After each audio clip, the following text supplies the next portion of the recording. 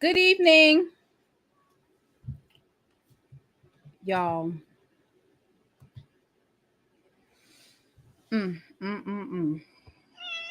Hey, y'all. Listen, I was at the movies with my son watching Ghostbusters, and I'm scrolling through the timeline, and lo and behold,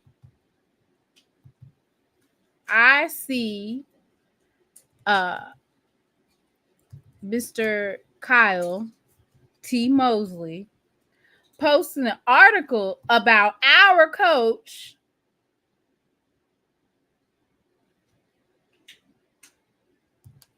and saying that Coach Reed allegedly is going to free agency.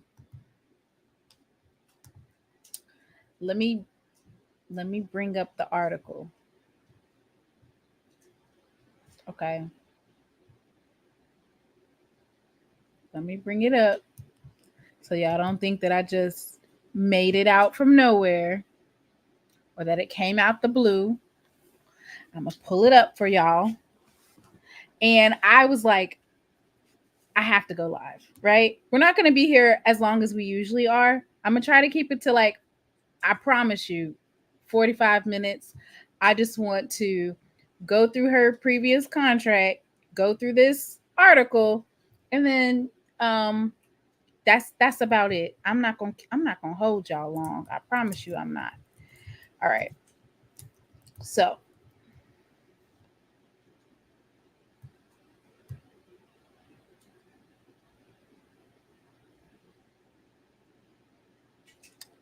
and it appears that Mr. Mosley's been following Coach Reed for quite some time. This is not the first article that he's done on Coach Tomekia, right? So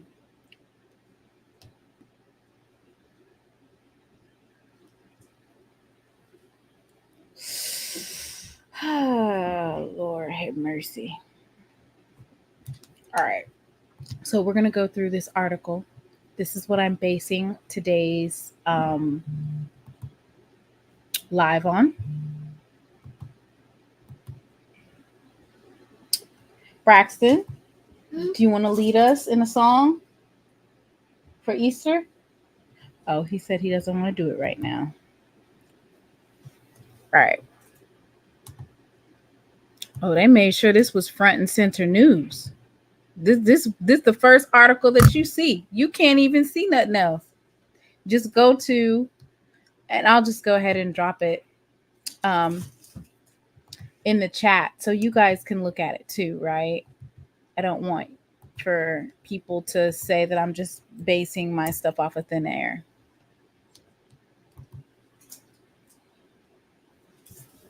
So let's go through this, y'all.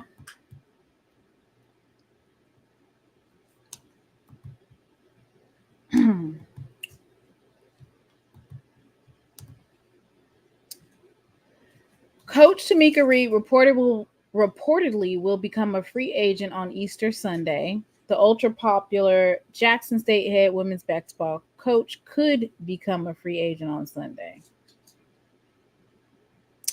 What? That one kind of made sense, kind of didn't, but whatever. I think he let the could in there for to cover himself, right? She could have already signed it, and it just hasn't been released yet. She coulda, woulda, shoulda. All right. Coach Tomekia Reed reportedly became a free agent head coach, becomes one on Easter Sunday. Reed signed a contract extension in 2020, which gave her an approximate annual salary of $135,000. And when we say that that's the approximate salary, that's the salary that would have been paid by the university. A lot of coaches are paid a base salary by the university, and then they have supplemental income. Sometimes the income can come from outside sources like an alumni association, or, there's different ways to supplement that contract. So I want to preface this by saying, because a lot of times people will say that that is a very low number, but that is just the money that is taken out of the budget, the athletics budget, to go straight to Coach Reed. That does not mean that that is what her final salary is.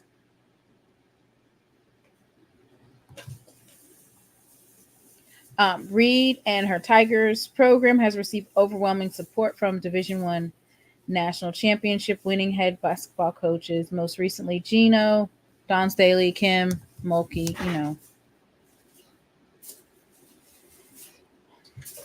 They certainly don't get on TV enough, and they certainly don't get enough recognition, and I wanted to let her know that. I wanted to put myself out there for her. I think we need coaches like her to be celebrated.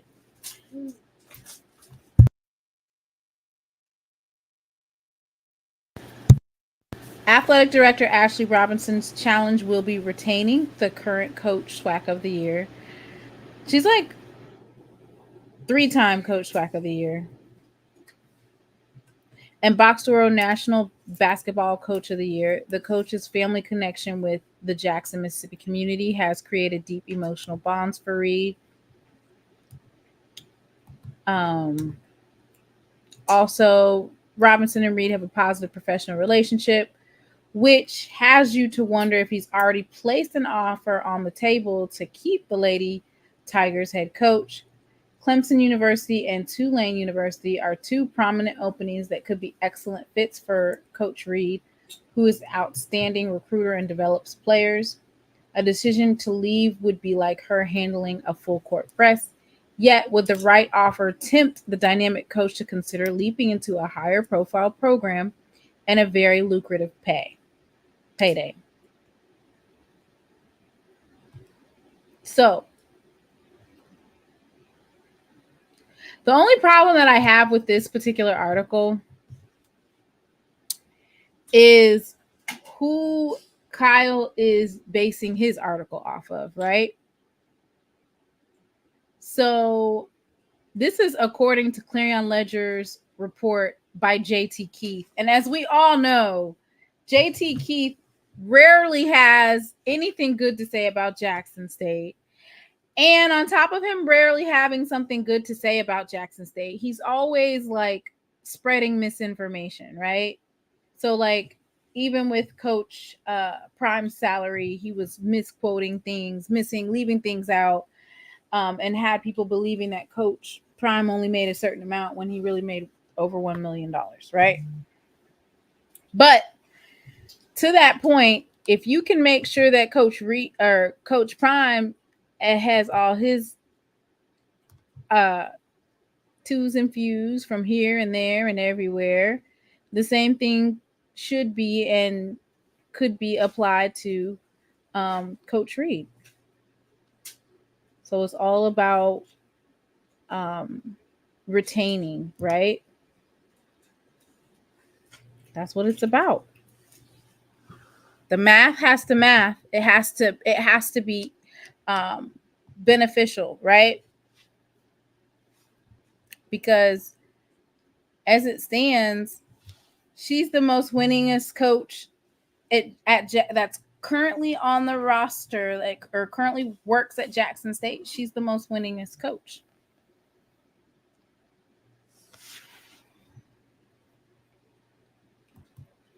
So that's one thing that reading this, they're basing it off of JT Keith. And as we all know, JT Keith kind of like leaves things out and paints it kind of in a negative light. Does she deserve a raise? Absolutely.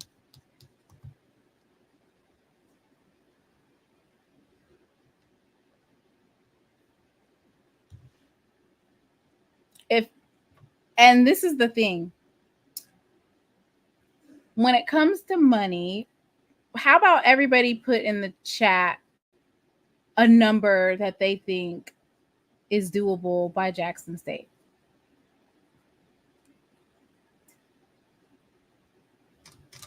Put a number in the chat that you feel like it's attainable by Jackson State.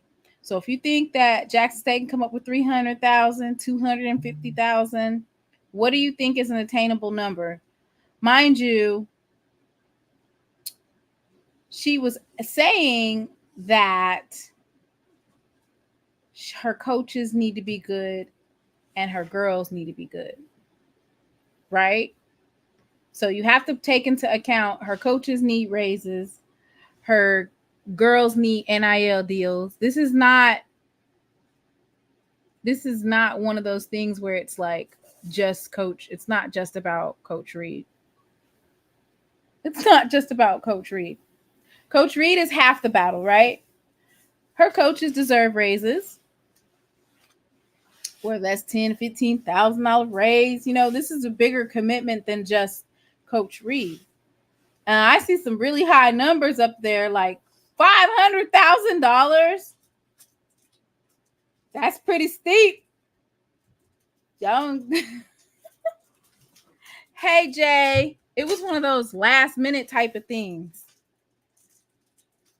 Whatever they paid Dion, she has accomplished more than him. So I think Dion was making $350,000. Ouch. Okay. Let me so for me, and what I think is doable, right? We're going to talk about what is doable. So there's a couple of reasons why you want to keep Coach Tomekia.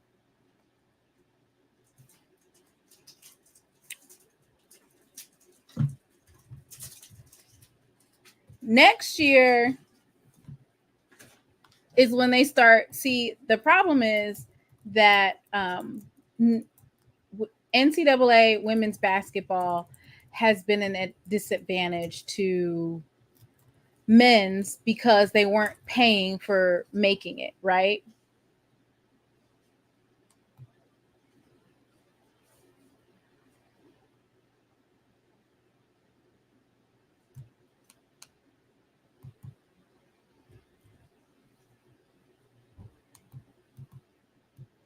Like, it is what it is. we wouldn't even really be having this conversation. See, this is the thing. Folks are like, oh yeah, let's keep Coach Reed. But if I don't know if you guys had a chance to listen to her on Ken's show the other night. She's already making about 150. I want to say that 135 number was kind of low. She's already getting, I think, around 150,000, and that's from the university. 150 from the university. So the 135 that JT Keith quoted was wrong or inaccurate. It wasn't updated. She's getting at least 150. So if we're keeping it a buck, 150, 200,000, is that a stretch? And every Coach Reed's dedication to Jackson State, we shouldn't take that for granted, right? So just because you know that she has ties to Jackson State, that she went to school with AD Ashley Robinson, they went to the same school, I would say that it's not just going to be 50,000 though. You would be looking at probably about,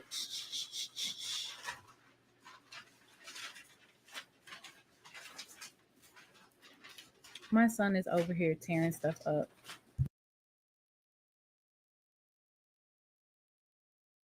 Tearing his little Easter basket up.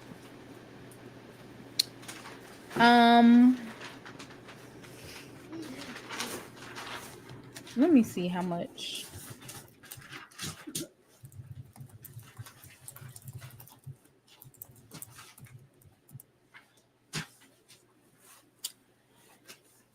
It says, well, at North Carolina A&T, the women's team head coach is making about $151,000. Allegedly. Can we get some allegedlys in the chat, please, for all of these numbers? I need like 10 to 15 allegeds. ASAP. I forgot to add that allegedly in there.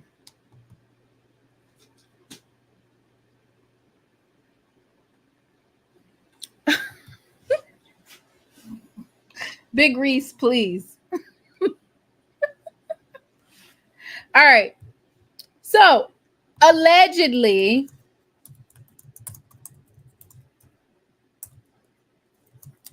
Coach Reed's base pay is around 150,000. Allegedly. All right? It's around that. So, if you're talking about who is saying nothing less than 350,000? Brother Bakari, where in the hell are you getting 200,000 more dollars? So, I think a respectable amount is 225,000 base, 10,000 for regular season. Here, I didn't get to, you know what? It hit me so fast and so quick. I didn't even get a chance to do any type of slides. I don't have no slides for y'all. I don't have a slide. I slid right from the movies right on over to the house. And I told Braxton, I said, Braxton, set my stuff up. He's my Braxton is my production assistant. So you know what? I'm gonna pull up. This is it's one of the shows that I did where I broke down Coach Reed's staff and stuff like that. We're gonna just pull that up and we're gonna go through these coaches, because the type of deal that you have to make in order to keep her is not just about Coach Reed, right? She's looking out for her staff as well.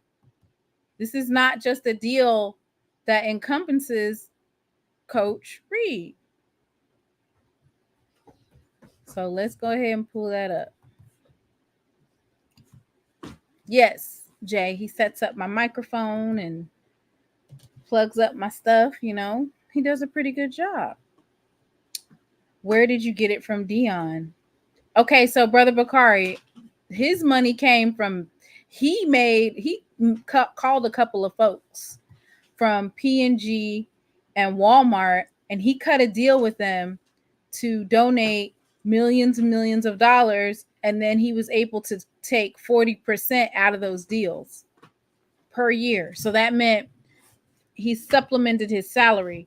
Now, of course, he utilized Jackson State, and they don't have money, and I'm doing this for the culture, and this is for all HBCUs in order to get that deal done.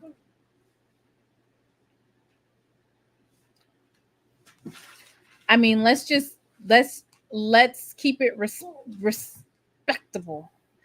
I'm not even going to say respectable. Let's just keep it attainable. All right? Attainable. Let's keep it attainable, right? So,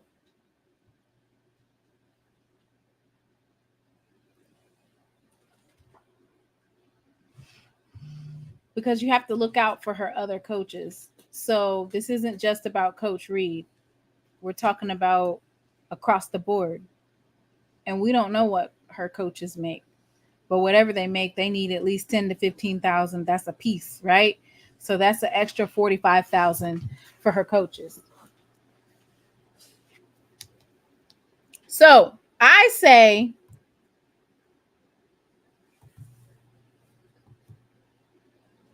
I was just this, yeah.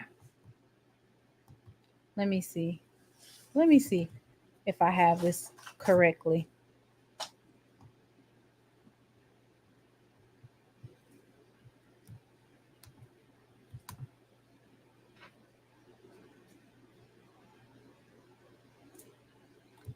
No offensive coordinator on offense. Move that to women's basketball. The offensive coordinator is Coach T.C. Taylor. The president of the school doesn't make $500,000. So $345,000 they need to invest in her and her coach's salary. All right. So I think $225,000, which would be about we don't actually see, this is the problem. The problem is you really don't know how much she makes, right? She makes $150,000 base pay, but we don't know how much she's making from alums. The same way that we didn't really know how much Dion was making. We don't know how much she could already be making, $225,000, and we just don't know it, right? So then if she's already making $225,000, then this needs to be a different conversation, right? So then she should be around $250,000, $260,000.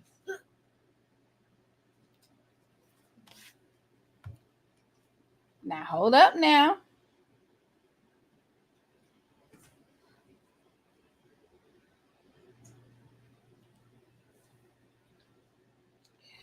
She over here sending out. I will pull up her page, and this is what she said. I don't know what that means. What does that mean? She put out it's not even a cryptic message. She was just probably just, putting it out on her story. But I'm going to pull it up anyway.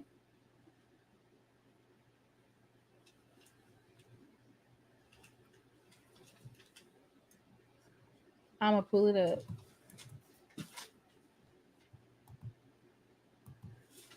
See if we can't get.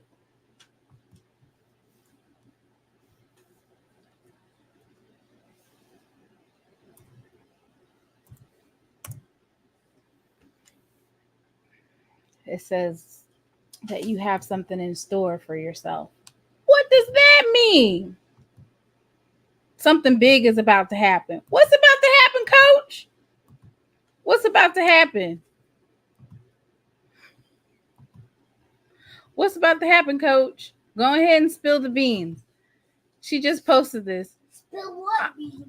Where's she going? Spill what beans? Where's she going? Where's she? Spill what beans? How we gonna fix it? That you are powerful. You are great. Here, let's watch this full reel. It says something powerful. God is preparing you. Wait, let's see what he has to say. That you are powerful. You are great. Don't worry about having to sit at a person's table. Starting today, I need you to start creating your own table.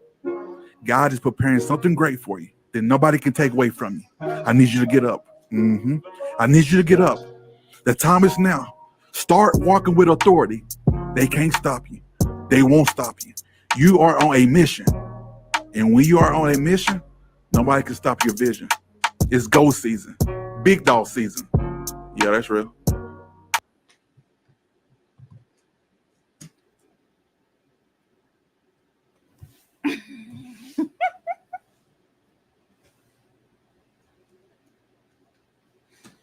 We ain't gonna be able to hit the 500,000. I don't think we could hit 500. I don't even think they're paying 500 at Tulane. Are they paying? I don't even think they're paying Tulane coach 500,000. Let's see how much Tulane coach make. Tulane head women's basketball coach. She's been there a long time. Maybe they are paying 500.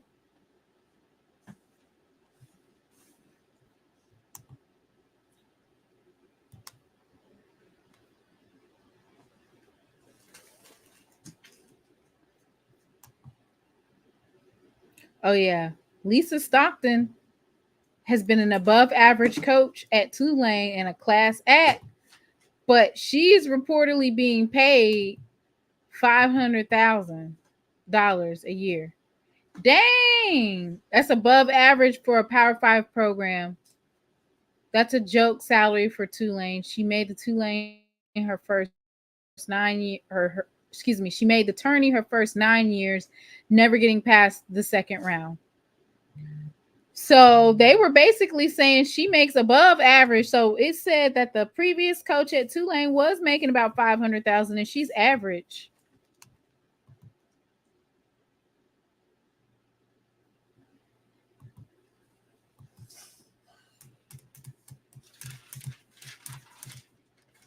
I know that, and that's why I was saying that. I was just like, come on, y'all. Listen, let's just keep it a buck. If it's about the money, you're not going to be able to compete, but you're going to have to come with something. I'm leaving here with something. Okay?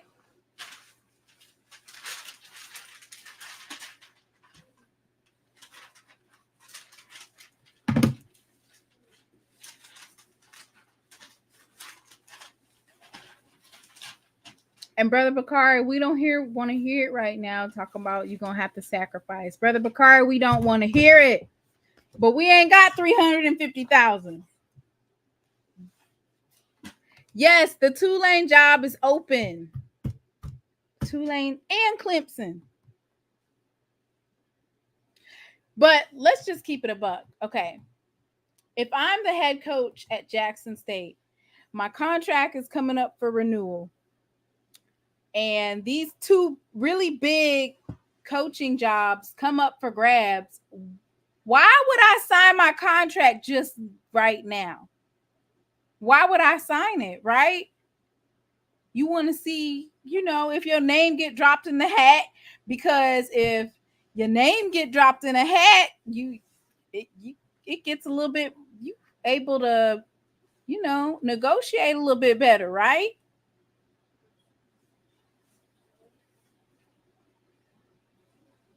I wouldn't sign either. You ain't finna lock me into a contract. Let me sit here for a little bit and cook. Wait till after Easter. Let's wait until after the tournament, because as you know, as coaches fall, or as they don't make it certain places, hey, some schools gonna be looking to go in some different directions.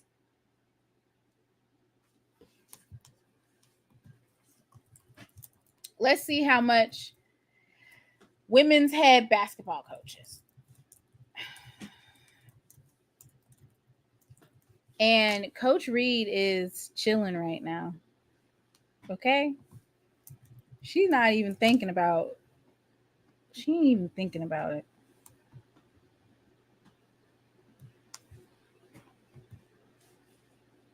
I mean,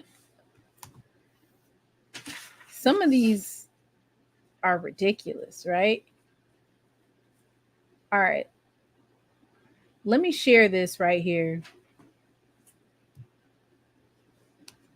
And I feel like,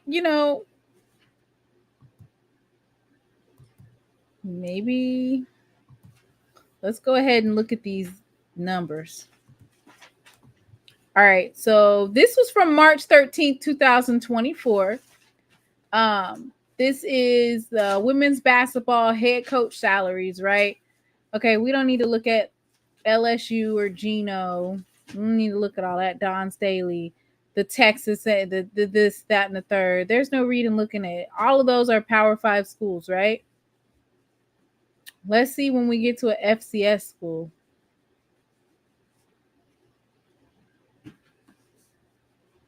Hell, let me know when y'all see it.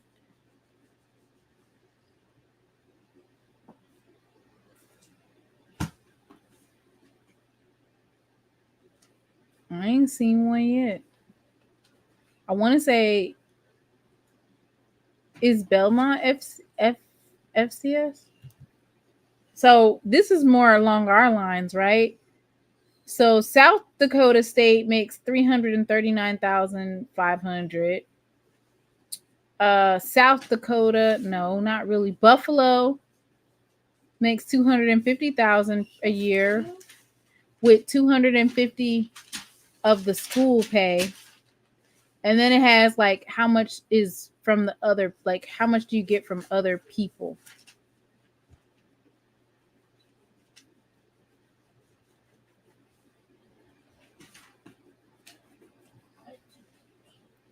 It don't. Those are, so the lowest amount of like FBS, I'm guessing, is 250,000.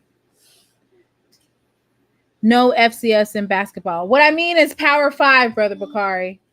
Power 5 versus non-Power 5. I got a check. I got, versus I don't have a check. I'm seeing around the range right here. Central Michigan 265, South Dakota 255, Buffalo 250. Those are the lowest ones right there. Summit Conference, MAC Conference. They don't got Southern Miss on here.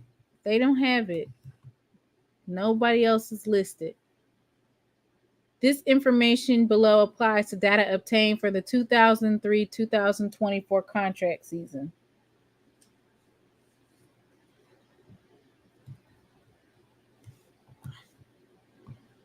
So they don't have anybody else's.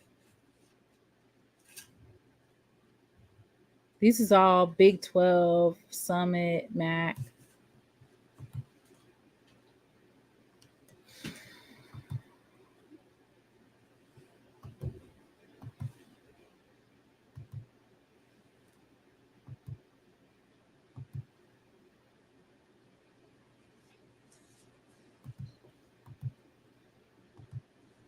So, I mean, it's hard, right? It's hard to put it into perspective, right? When we think about what Jackson State can do. I know one thing that we can do better, and that's definitely attendance.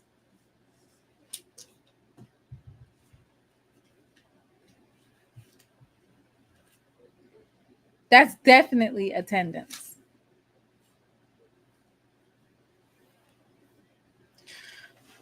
I went to the North Carolina A&T. They were playing Troy for the Sweet 16 WNIT. That's where I went last night with Braxton. I went to that game. And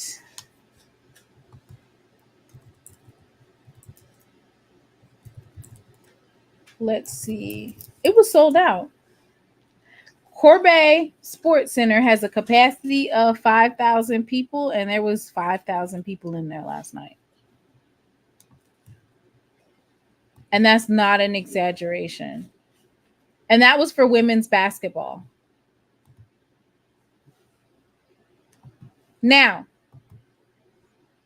I don't know. Could I say that it's like that throughout the whole season? I can't really say for sure. I don't have anything to go off by whether or not their particular stadium is like, or not stadium, excuse me, their arena is like that all through the season. I wouldn't be able to for certainly say that they always have a crowd, a sold out crowd. But for this particular game, it was 5,000 plus, and I think it has been that way for the past at least couple of games. They've been selling out. And this is for a women's game.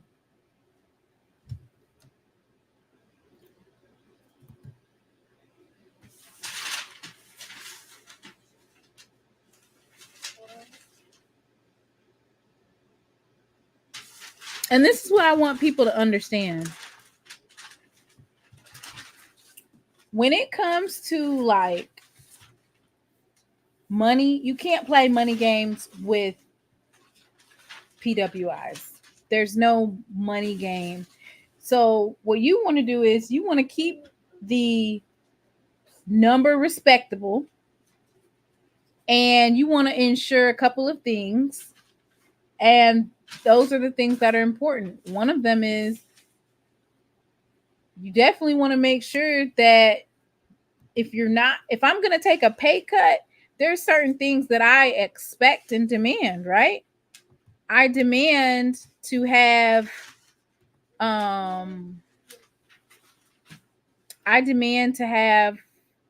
sold out home games. There's no excuse for it, right? You have no excuse for not having a sold out stadium. Or not stadium, excuse me, AAC. The AAC needs to be sold out. Now, whether or not you need to have Greek night every home game or what you need to do, student participation is really important because those are the ones that's going to be screaming at the top of our lungs. I mean, I could scream a little bit, but I get a little winded, lose my voice. The energy that students bring is unmatched, right? I had a chance to go to the UConn game. The students were very active. Braxton, where's that little thing that you got from the game? Where's that light at?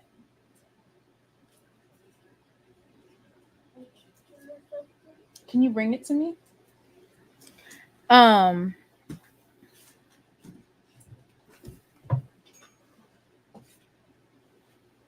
Very active, loud. The students bring a different atmosphere. So if you need to be getting $400 and $500 pizza for the kids to come. It says, according to the article I posted, I didn't see where you posted it at. Oh, let me see.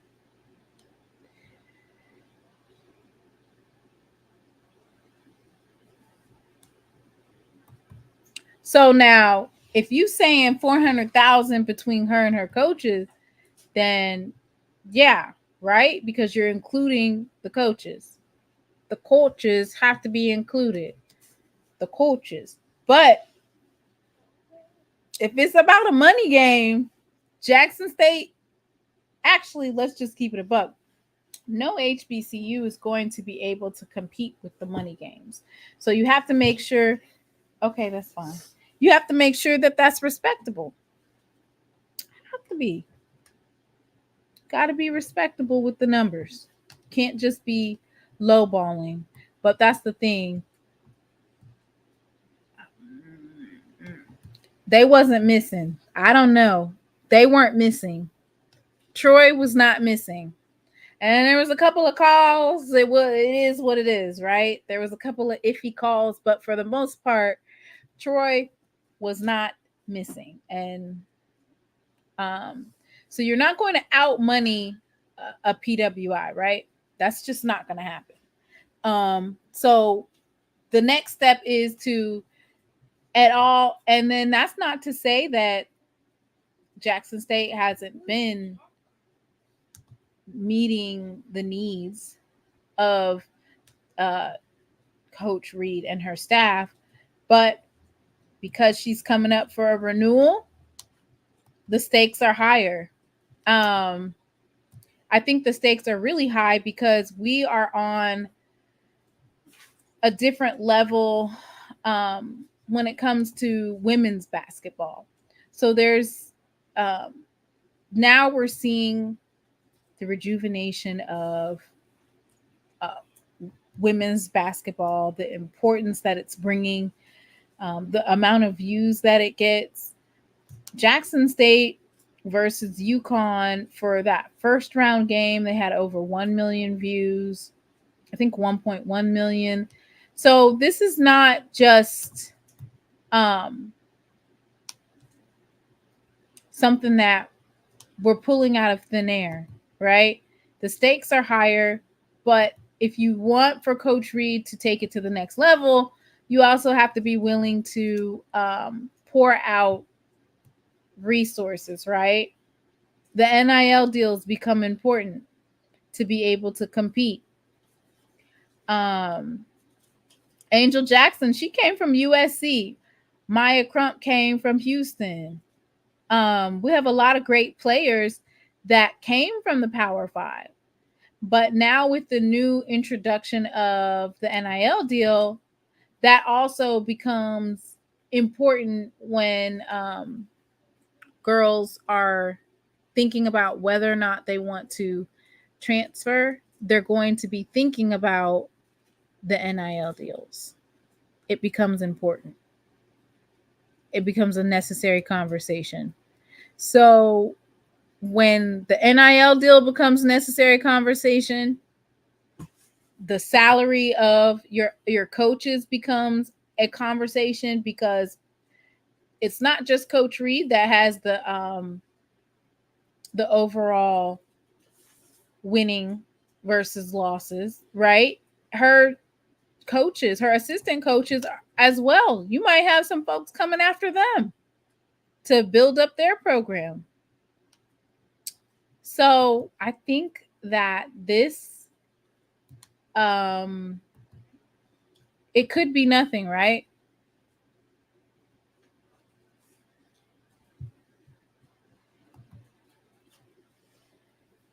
That's why she said we need to sell about, I want to say she said, was the number 800 or 500? I think it was 800. 800 season tickets.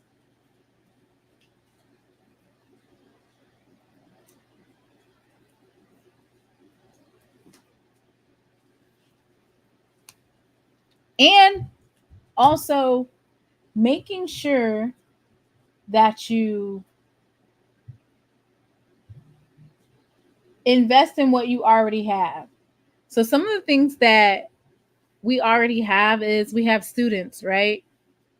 And students really help the energy at a game. So whether it's, I've seen some programs give away free towels, free shirts, whatever it may be, having food trucks at the AAC, just engaging the students, because the students, they already have their ticket. It's on their, I want to say it's on their ID. They swipe their ID, it already comes in their tuition, but their attendance is needed. And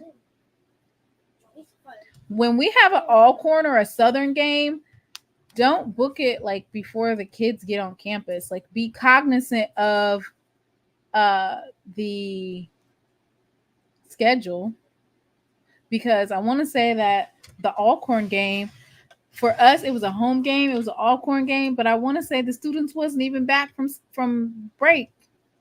Not all of them were back from break. Like, no, the Alcorn game needs to be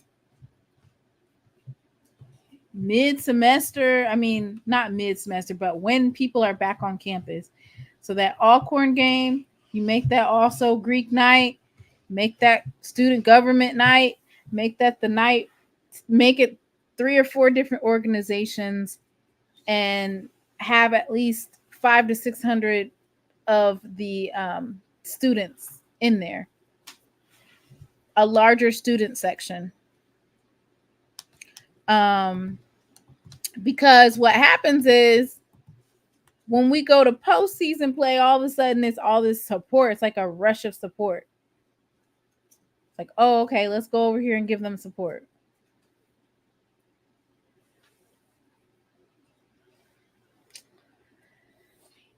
So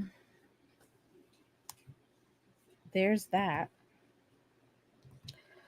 I don't know what else to say, y'all.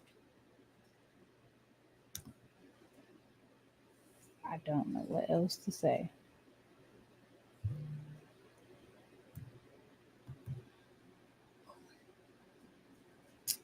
It is, I think we'll know probably by Monday. We'll know by Monday if it was signed or not signed, right? That's when we'll know, because for all we know, it could already be signed and this could literally be just nothing. And when I say nothing, what I mean by that is not writing up, offering extra credit for going to the games. Now, I will say this.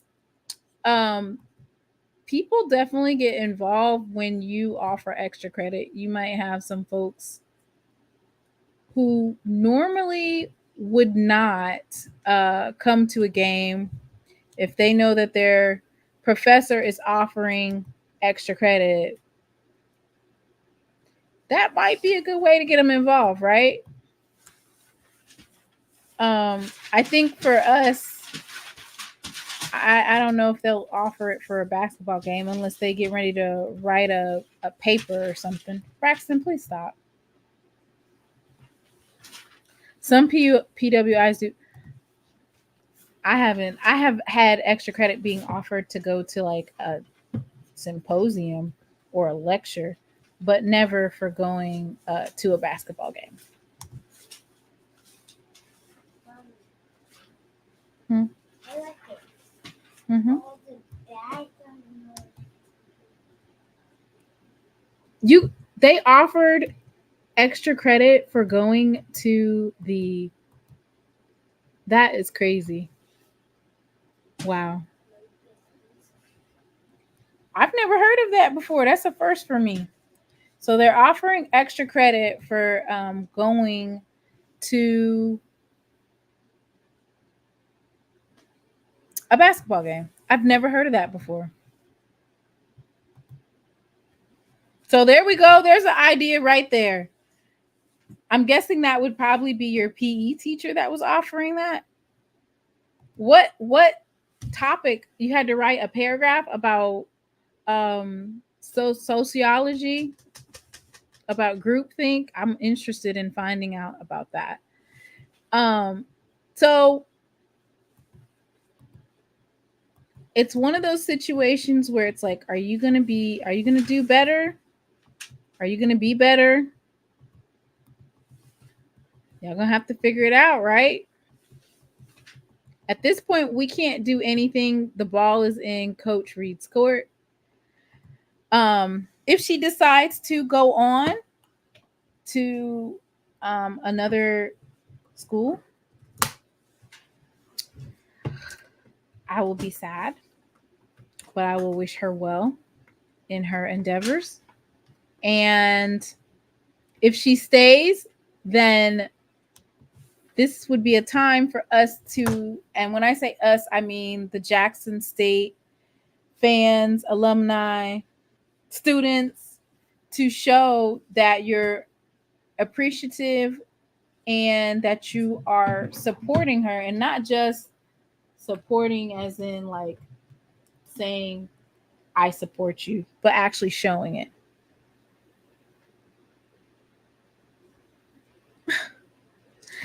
Okay, head of finance department and my finance professor. Okay. Well, that's what's up.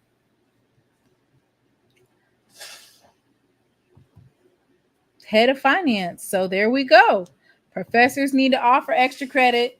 Students need to be, we need 1,000 students in there. Our student section needs to be roped off so that only students can sit there. They need to hand out, I don't have the little thing that they gave us at the game, but it was like a little styrofoam thing with lights in it. Probably pretty cheap too. And let me see if I could pull up the video. Basically, what I'm saying is the atmosphere was electric. I was like, oh, okay, this is nice. The students were engaged. They had their own spot. And they were hyped. They were doing the chants, the cheerleaders. I think maybe it's a difference, like maybe in former MEAC cheerleaders and MEAC cheerleaders and our cheerleaders in the SWAC. I think they have different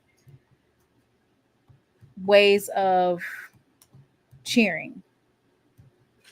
Because they were doing routines like how J-Sets do it. I was like, that's interesting.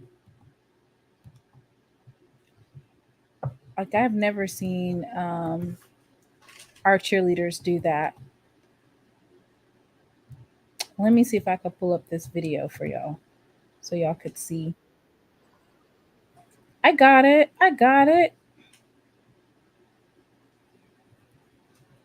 Let me see.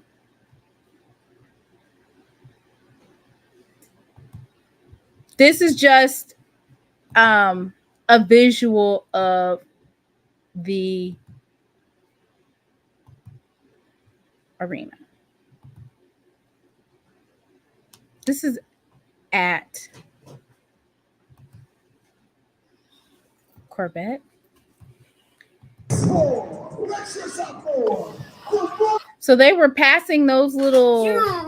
Oh, here they are. Here it is.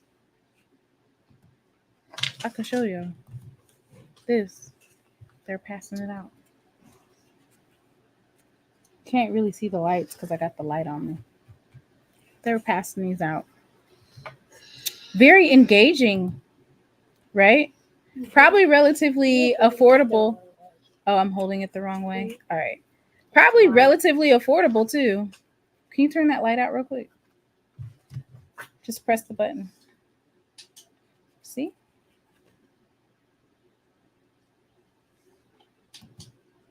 Thank you. That's my production assistant, y'all.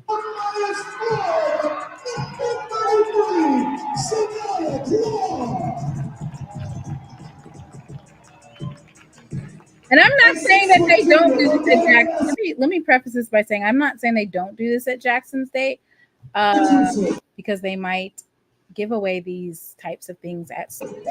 I just haven't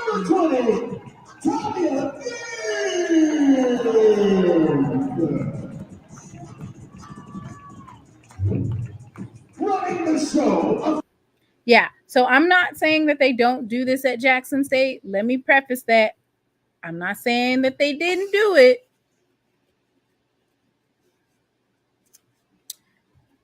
And she said that it's not about the money. She said, take care of my coaches and take care of my girls.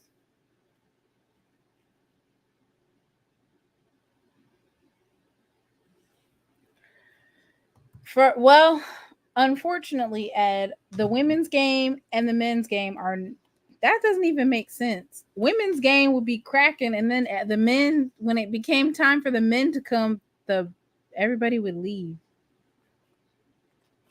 Women's attendance was always better this past season than the men's team.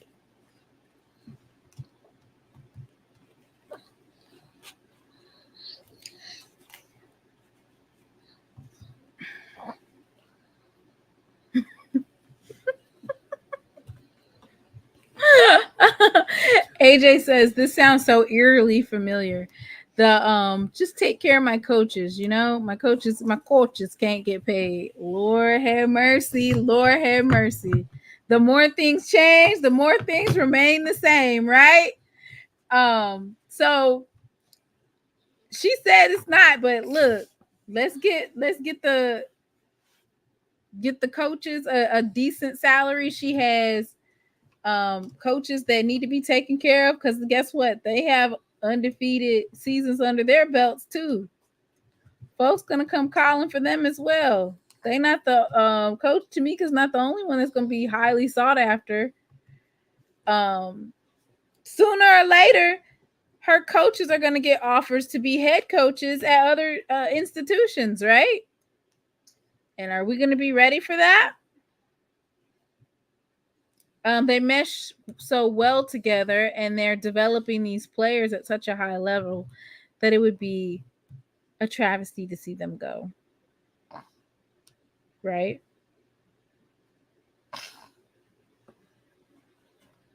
Can you please get off me? That's on you then? No. Y'all, I'm not going to be here. See, it's almost that time. I'm dropping the StreamYard. If anybody wants to get up and say a little 2 or 3 minute word, we're going to end this out at an hour and 15. AJ, what are you talking about? Where are we getting 400,000 from? Can you please get up on here and just explain to me where we getting 400,000 from?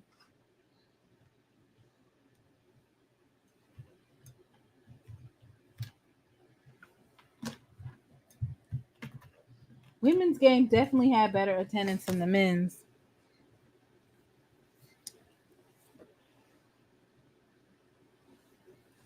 Oh, you gonna sing "I Know It Was the Blood" for Easter? Okay.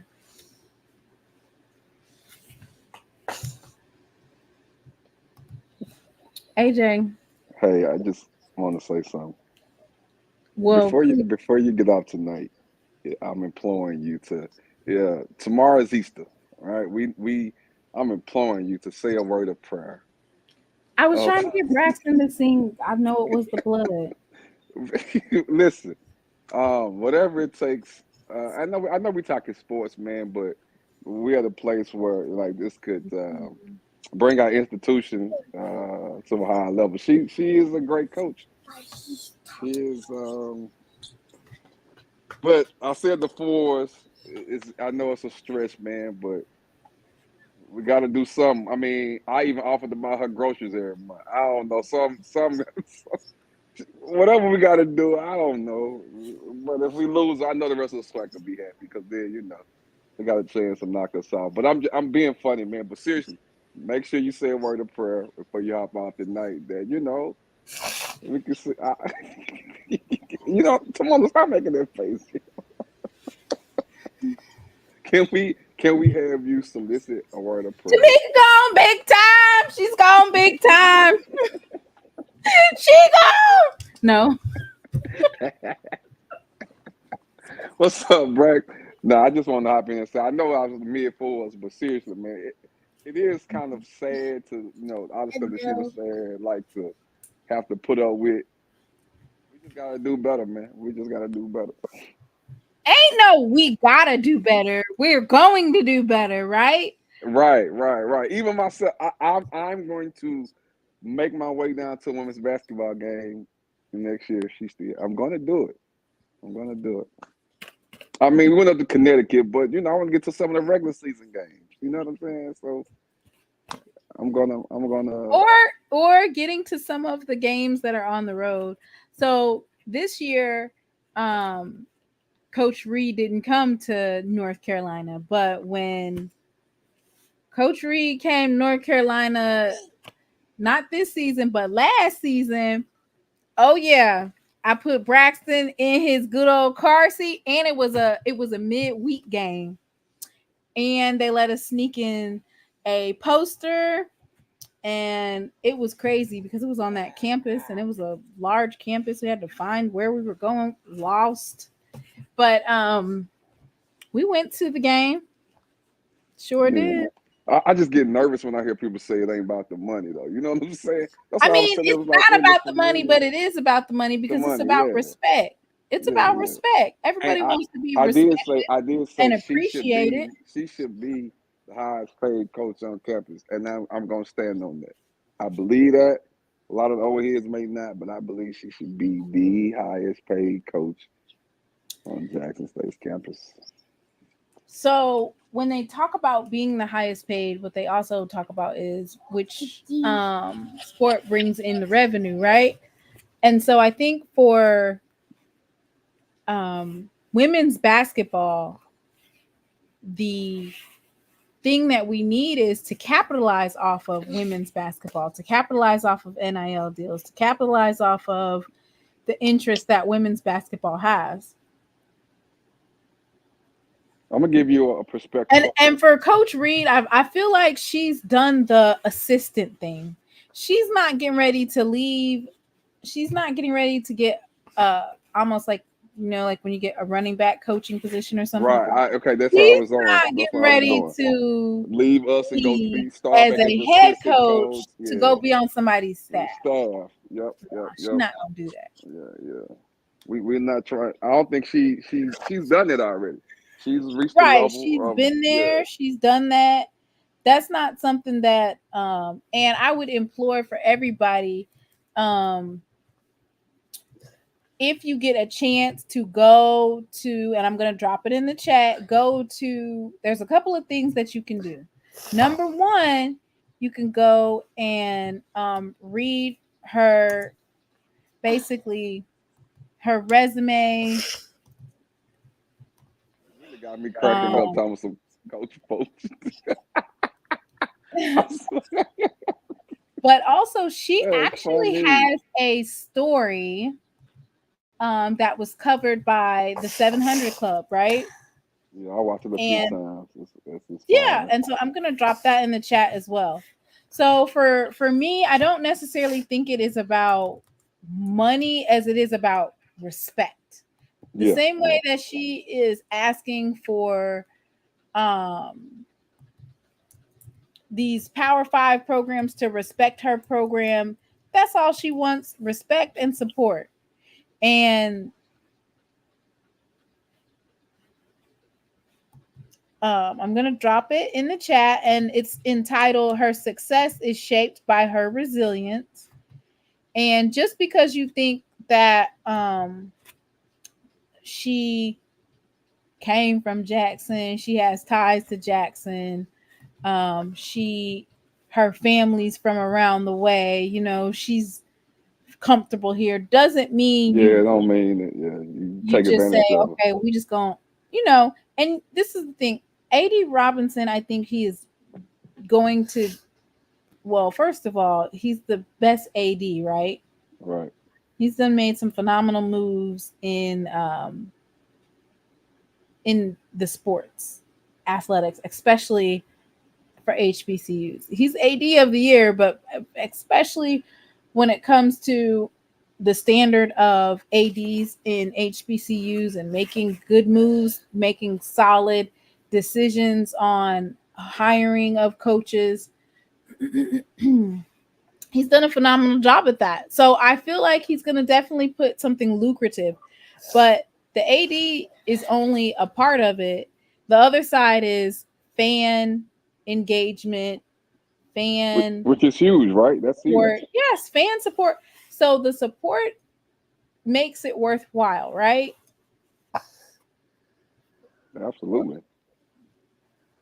And we're not talking about just when you get on the big stage, all of a sudden you know, it's taking that concerted effort to invest in the program, to invest in what they have going on, to promote that.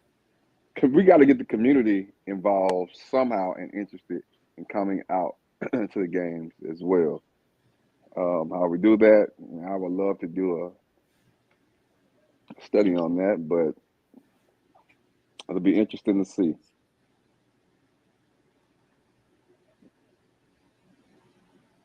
Otherwise, I'm gonna be over there crying like that lady in the blue dress. I might go put me on a red dress and roll around on the floor. All right, so let's go over the timetable. Tomorrow night, midnight? Is it Tomorrow night. Tomorrow, now, in 6 minutes. You know what Coach Reed is doing right now? Coach Reed is chilling on the coast, chilling. She's not in Jackson. Ain't gonna be no signed contracts today or tomorrow. It's Easter weekend. So exactly. That's why is getting signed. No. That's why I'm asking you why she's chilling on the coast. We employing you, since you running the live tonight, to just call out to the man above on behalf of the university and pray that she decides to stay. That's all we got right now. You know what I'm saying? A wing and a prayer. I thought folks was over there hyping it up, talking about it's a done deal. Now you over here talking about a wing and a prayer. Hey, because you never know what I told you. This sounds eerily familiar. I can't shake that feeling. I'm sorry. You got PTSD, right? I sure do. And like most of us, it's real. Like, just take care of my coaches. Don't worry. I need my coach. You know what I'm saying? I don't know. That sounds like What it sound like, AJ? I'm out the back door. I'm gonna let y'all have it. Listen, because we already got some alumni saying, you know what? She done all she could do here. She didn't reach the pinnacle of what she could do it. She didn't did her 2 celebration bowls. I was like, what? No, again, I told you we look at us as less than. It's some amongst us that look at us like we are just not worthy and all that. And I'm like, how crazy can y'all be? This woman can take the whole program to a place they had never gone before, the school and everything.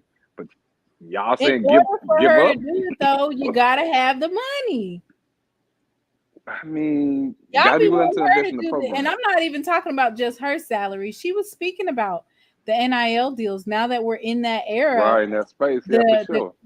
The girls like Angel Jackson, shoot, we're gonna be able to keep. Is Bowler coming back? Like, these girls are at a point where they got the NIL deals. They can go get a bag. Brother Bakari, what's up? Go ahead and let us have it. How you doing? You sound like you didn't want to hear what I had to say the way you said that. But anyway, it ain't just for me. When she was speaking, sound like to me, tell that she want to be here. This is me, just for me listening to it, right? Like she want to stay. But we don't have and we can't have, not just my opinion. I think it's time to stop that. It's got to be a time for us to say we got to figure out. Because I'm being honest, I think eventually black folks gonna have to get to a point where we say, you know what, I'm tired of saying what we can and what we don't have, what we ain't gonna even try to do, and let's go support them while they build up white people. It's time for us to do what we got to do to keep our grades. I understand the NIL deal, so you know what, that is some things that we have to do. Those are some things that whoever over marketing, whatever at Jackson State, reach out to certain things. Those it's things that we have to do, things that we have to show that we want to take care of ourselves. We can't just always say what we don't have and what we can't do. It's almost like you're right, man. I know the people that's chatting on this panel don't think. I know y'all know that we are worthy of greatness because we are great. And Coach Tomekia Reed is great. And when she said her staff, I thought about the Dion thing too, but it was one thing different that she said. She said, right now, I'm not even concerned about me. She said, you can talk about my staff. And if we were to look out for them, if you listen to the thing, we can talk about me later. But she also mentioned the lack of support, how people was given to Dion. He didn't even want to be there. But look what she have done, and ain't nobody going to do the same thing for her. So if we can run and give these cash gifts to him, we can't constantly say we don't have. Because if you could give it to him, obviously you had it.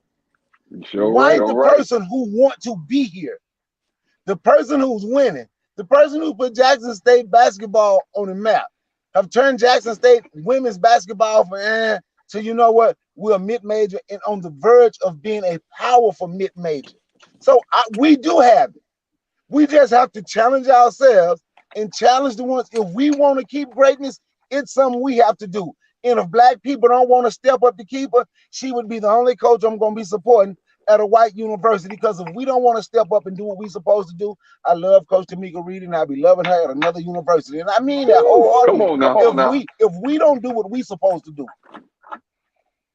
you did it for somebody walking around who don't even care about you, who don't like you. A man in a dress singing like a virgin.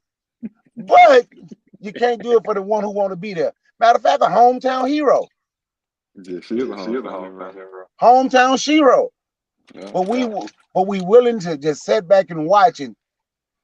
Because I believe we think she's just supposed to stay because she's from Jackson. That's what I think some people believe. I'm not sure. I ain't talking. She's supposed to stay. I don't like that. Yeah.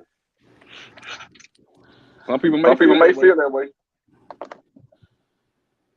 Because you know we like a lot of, I'm being honest, we like us to do stuff for us for free or for little of nothing. A lot of us, not all of us. I'm just saying, I'll yield the mic. I just wanted to say that, really. I like where you're coming from, man.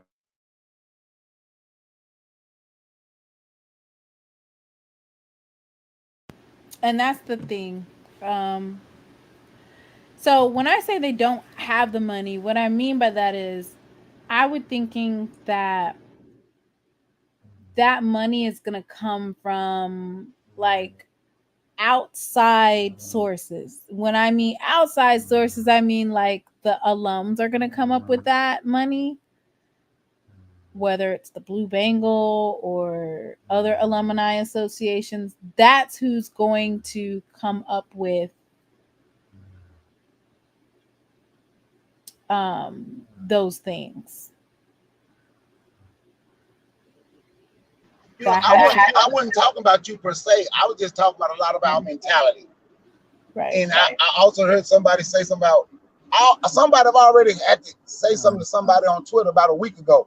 I hate to say this, but Tomekia Reed, she needs to leave and go to a real mid-major if she want to be great. I'm like, so Jackson, I say, look at the mid-major top 25. Look where Jackson State is ranked. How is this not a mid-major?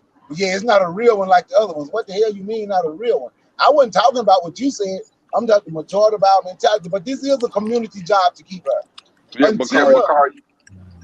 sorry, go ahead. No, you go ahead. No, you're right. This is a community job. This is our job. And it's not just the alum. I'm not an alum of JSU. I'm not. But I donate all the time. And I'm not an alum. Yeah, my son go there, but I'm not an alum. I didn't even go to school. I didn't go to college straight out of high school. I had a child young, so I had to go make some money. I went to school when I was 33 years old. But even if my son wouldn't, I would still be donating because this is me. This is where I'm not from Jackson, but I'm from Mississippi. I've been a Jackson State fan my whole life, but it's a community. I ain't gonna even just put it on the alum. It's our job. It's the community for us to show that, damn, we can take care and do something together as a community to build something great. Jackson State can right now be the shining example for other HBCUs, but not just the HBCU. We already see how the athletes go to the school, talk to the students. We can be a shining example right now for the Black community, inspiring so we can start trying to do things for ourselves. It's bigger than basketball to me anyway. It's bigger than that. It's us, what we're made of. It's now time to show what we're made of. My team. No, it's our opportunity for us to step up and show some unity in a major way for real.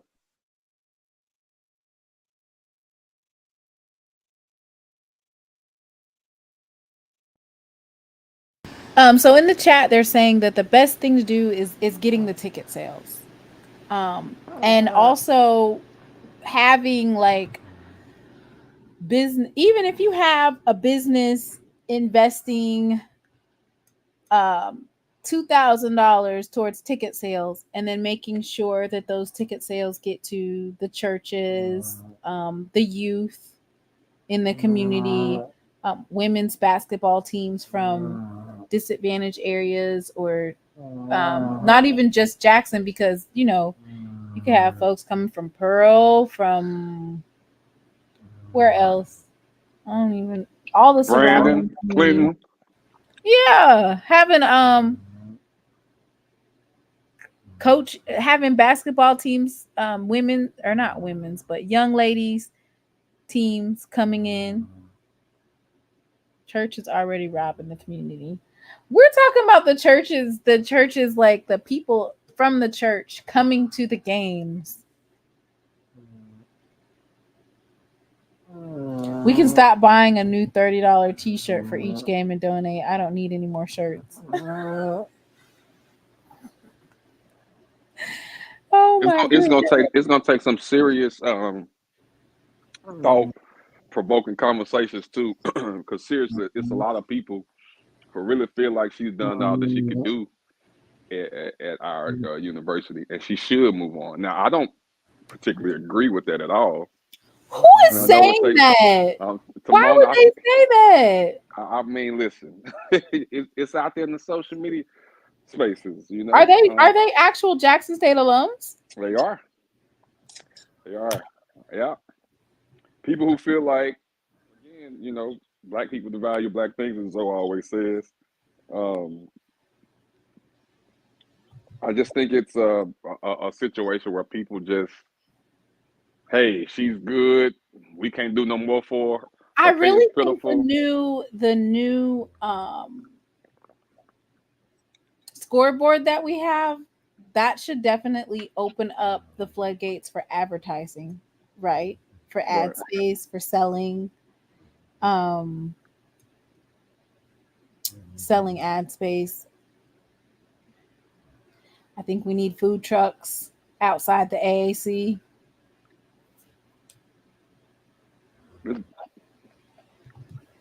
Hey, so you the thought-provoking conversation that you had the other night, right? The guy that wants to be the president of the Alumni Association.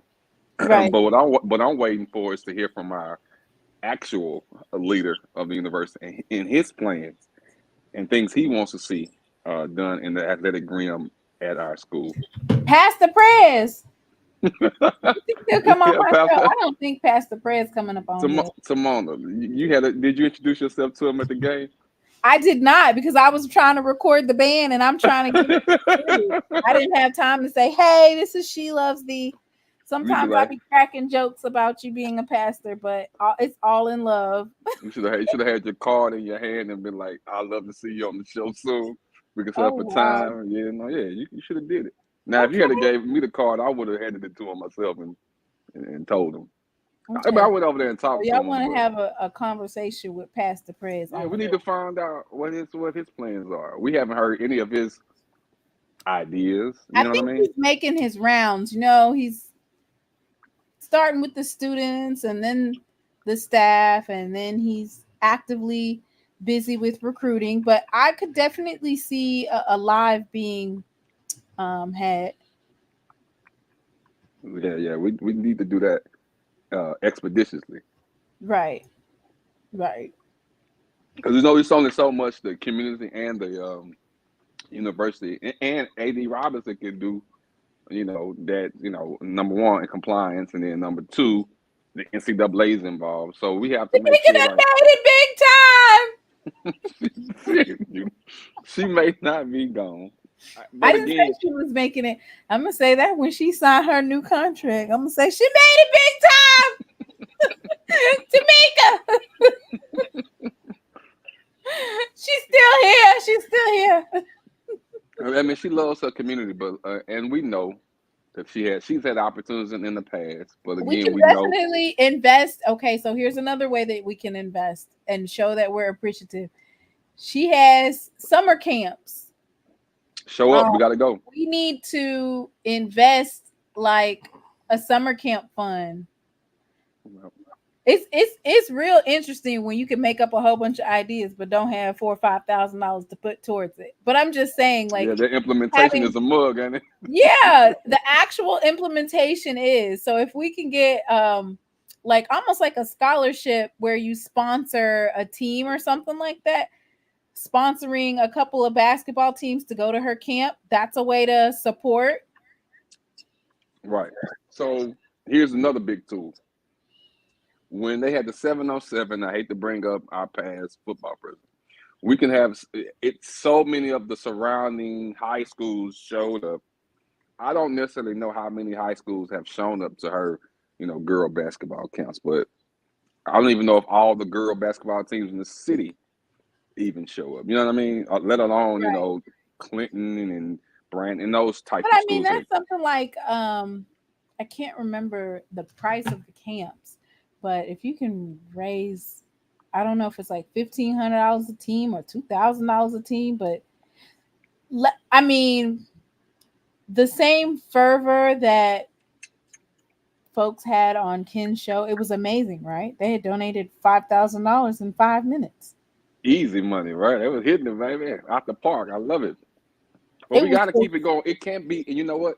It can't be emotional giving. We're talking about a long-term investment with long-term planning.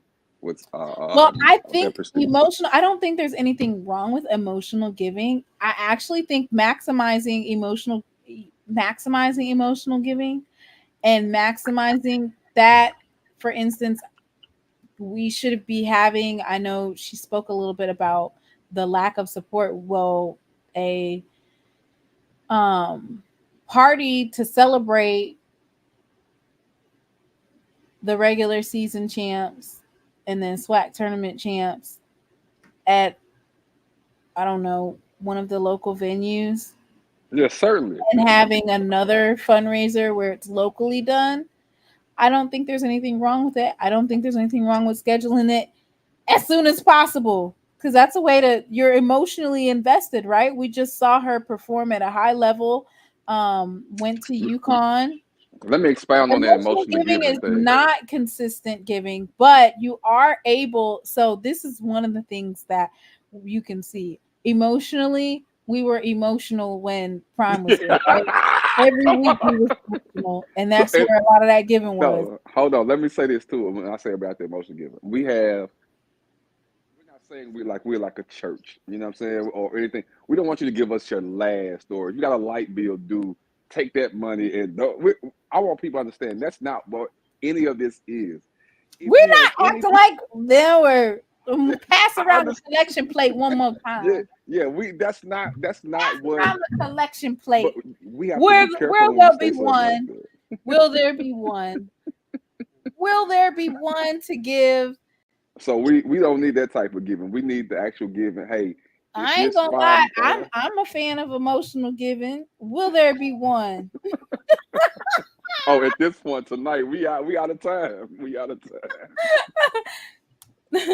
No, but seriously, you don't want people feeling like, well, this is our last that I have, my last $20 of your life. No, we're not talking about those type of people. Exactly. We're not talking about that. We're saying, hey, if you can give $5, $10 a month. Listen, there's a lot of folks that be over here chirping about, and I'm not even just, I'm saying there's a lot of folks in HBCU spaces, or they're just, whether or not they're just onlookers or whatnot, and you get to talking to them and they just chirp about how much they are, they're this, they're that, they're millionaires, they're thousandaires, they got this business and they got that business, they give this and they give that.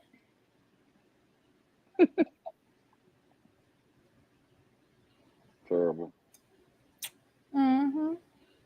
I did not mean for this live to go this long. It's okay. I just want to hop on here because I was having. I'm glad you did, because can you tell a little bit about that, the importance of students, because you saw it at UConn, the energy that they gave out. And a lot of those kids didn't know nothing about basketball. You could tell on their face they were just in there doing what their friends were doing because their friends. It's literally group think over there. They just over there doing some group think.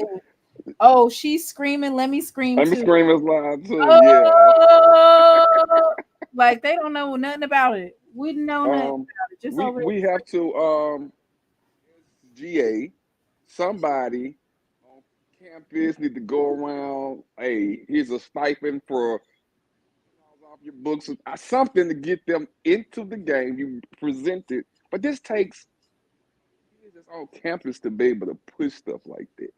Like people like myself that's not there.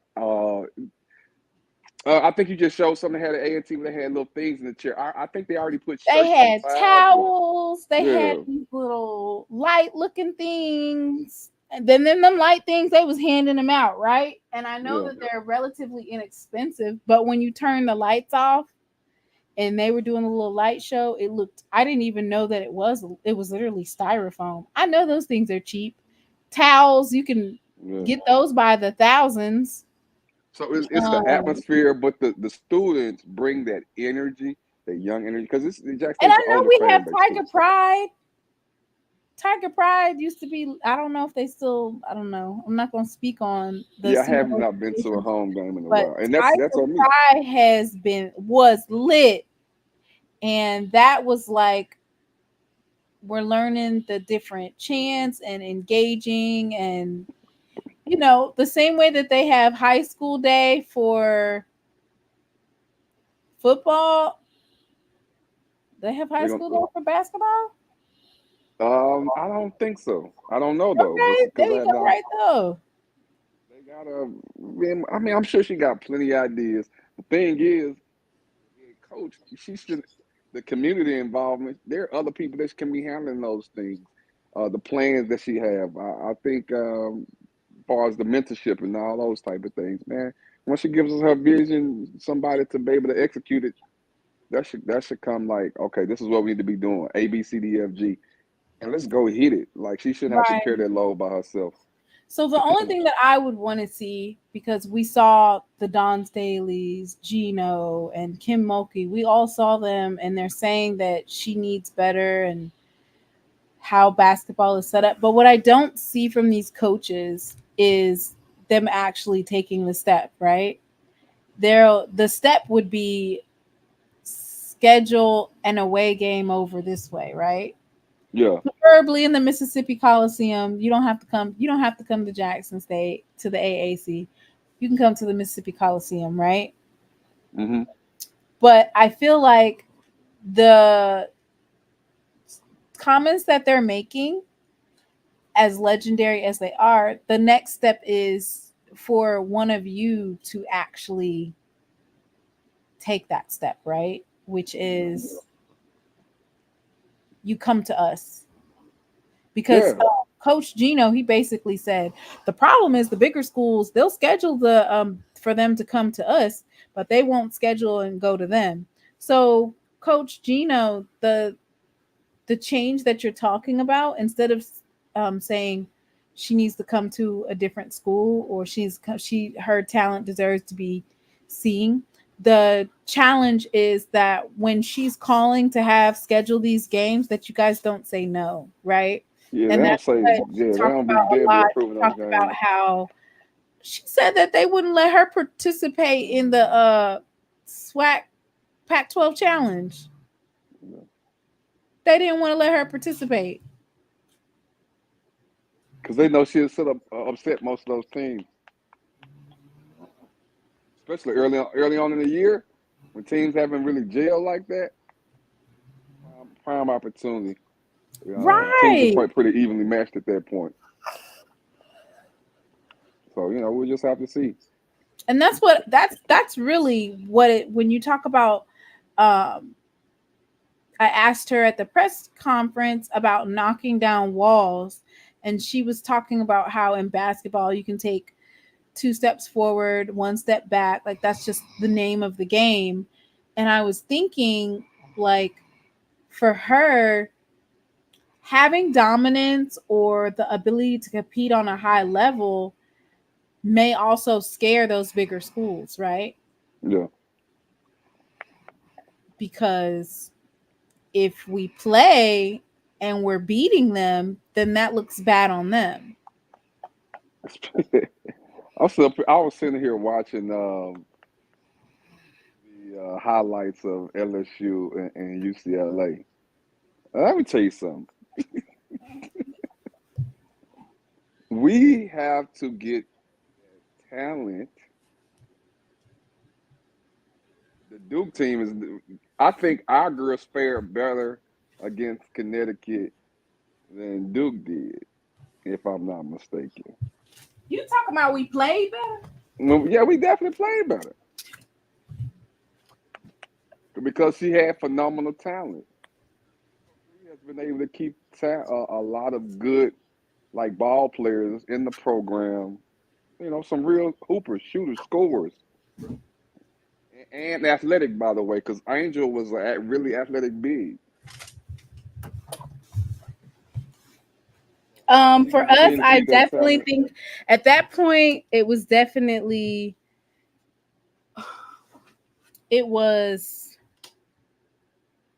I want to say, number one, the calls we weren't getting, right? Mm-hmm. So I'm sorry. Well, you know, the calls.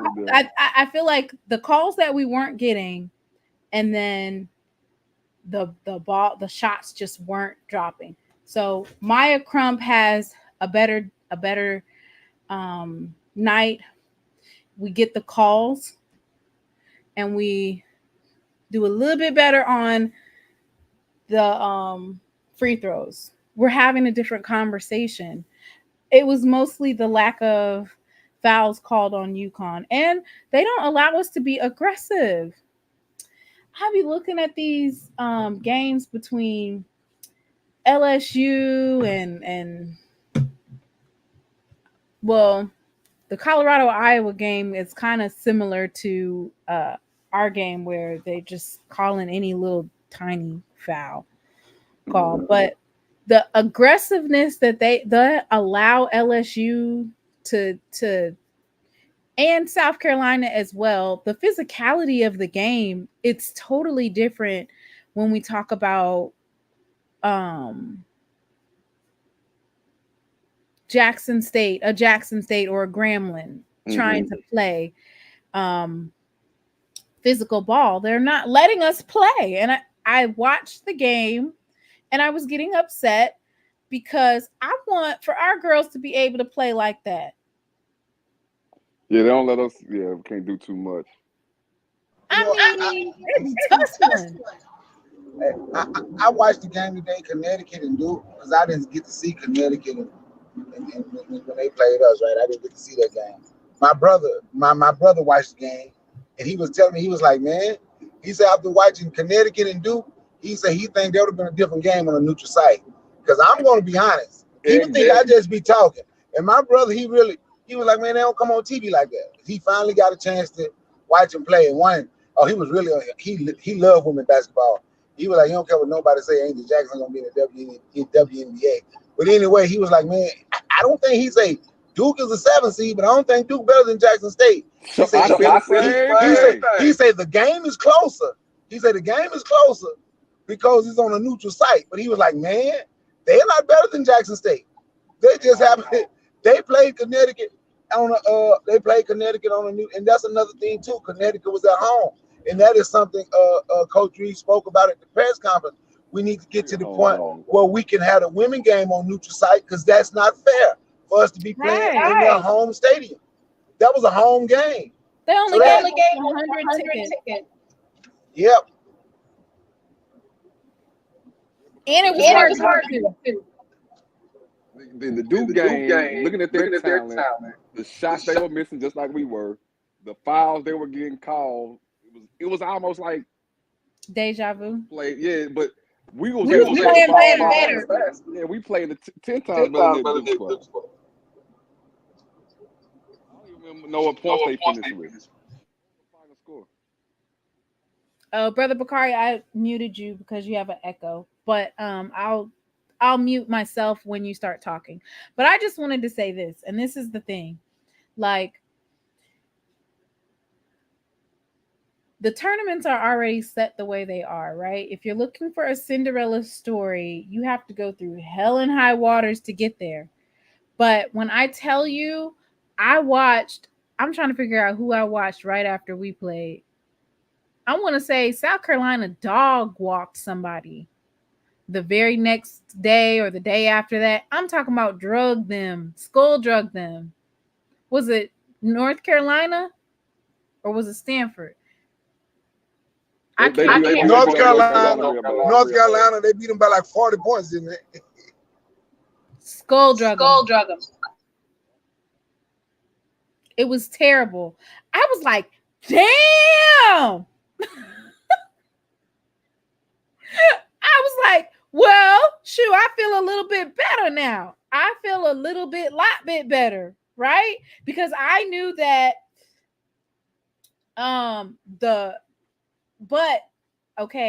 one thing that I noticed, LSU will drive the ball straight into the basket every single time. They said that LSU is the most fouled team. They go to the line, like Angel Reese goes to the line more than any other player. Like they're always getting fouled because they always take it to the basket. And I was just like, oh my gosh, Jackson State, just take it to the basket. Just take it to the basket. She would have had to have about 20 blocks because I would have been driving, making her hit me on the arm, put my arm. I ain't just you gonna have to. I'm gonna just make it look good. All of the shots. When you do foul me, I'm gonna flop bad. That one when old girl got, what was it, Aaliyah Edwards, when she got the tech or the intentional foul, I would have just laid there. I would have laid out so that they could have ejected her. You're gonna have to eject her for that. You have to eject her for that. But Brother Bakari, what did your brothers say that Jackson State needed to do better in order to keep the game closer? Outside of the bad fouls that we got called on us, you can't do nothing about that. He said, "Don't be nervous at the beginning of the game." That's what he said. He said they were nervous when the game started. He said you could tell they were nervous. Yeah, I had somebody tell me on TV. I said, "Look, let me see what do they look like on TV?" He was like, "Man, it's like they just playing like 5 paces behind UConn girls. Like they was just out of breath. Like the lights were too bright." Yeah, you know, and there's something else she spoke on too. She said she don't even talk to Coach Reed. She don't even think it was the playing UConn that intimidated them. She said she think what made them nervous when they saw the fans wrapped around the building waiting to get in. So that was more into the game. Yeah, that was more intimidating than playing the team. But once they settled down, and this just me looking at the box score, and I was reading about it, because like I said, I didn't see the game, it was what my brother said. So after that big run, they played them fairly close, but they played them close, but they couldn't cut into the lead. Because at that time we needed multiple threes to be dropping, right? We needed to make the threes, and we also needed to make the stops. Bowler was making the threes, but it was hard to make the stops. And it's going to be an interesting game to see UConn,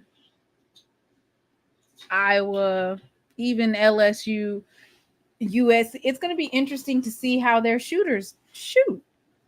You got to be able to, you got to have some shooters, and they have to be consistent. I just saw Duke really held UConn to like 50-some points, like 54 points. So Duke actually came back, you know what I'm saying? But they made it a game in the end. But we still put up more points.